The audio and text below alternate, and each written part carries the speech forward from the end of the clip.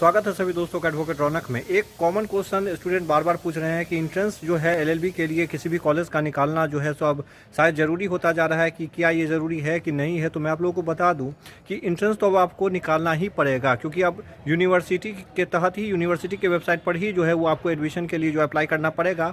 वहीं से फिर एंट्रेंस का जो है नोटिफिकेशन आएगा वो आपको देना पड़ेगा, और उसके बाद आप किसी भी जिस कॉलेज में यूनिवर्सिटी के अंतर्गत जो कॉलेज रहेंगे उसमें आपका एडमिशन होगा, जिस हिसाब का आपका मार्क्स आएगा। उसके अलावा एक रास्ता केवल रह जाता है स्पॉट एडमिशन का। उस पर मैंने वीडियो बना दिया है, आप पहले भी देख सकते हैं। जिसको कन्फ्यूजन हो कमेंट में पूछ सकता है। उसमें आपका डायरेक्ट एडमिशन भी हो सकता है स्पॉट एडमिशन के तहत। उसका भी जो है वो आपको अप्लाई करना पड़ेगा यूनिवर्सिटी के ही वेबसाइट पे।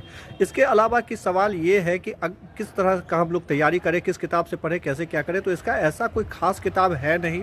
हाँ, कहीं कहीं किसी कॉलेज के लाइब्रेरी में जो है वो आपको एक गाइड मिल जाएगा, जिससे कि आपको पता चल जाएगा कि किस टाइप के क्वेश्चन आते हैं। कभी कभी उस गाइड में से कुछ क्वेश्चन आ भी जाते हैं, जैसे कि पहले बीआईएल के लाइब्रेरी में बिहार इंस्टीट्यूट ऑफ लॉ जो है उसके लाइब्रेरी में मिल जाता था। वो देते थे एक गाइड, और उसी के तहत उसमें से बहुत सारे क्वेश्चन आ जाते थे।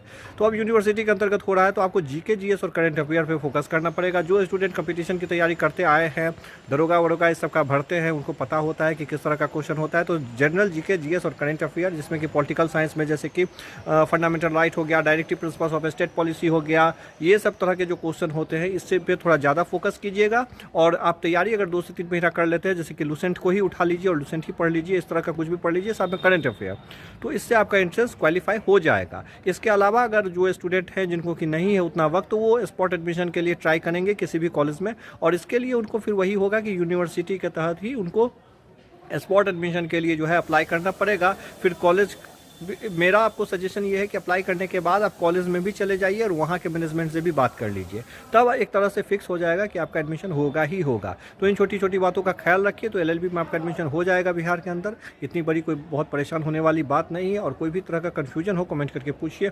जय हिंद।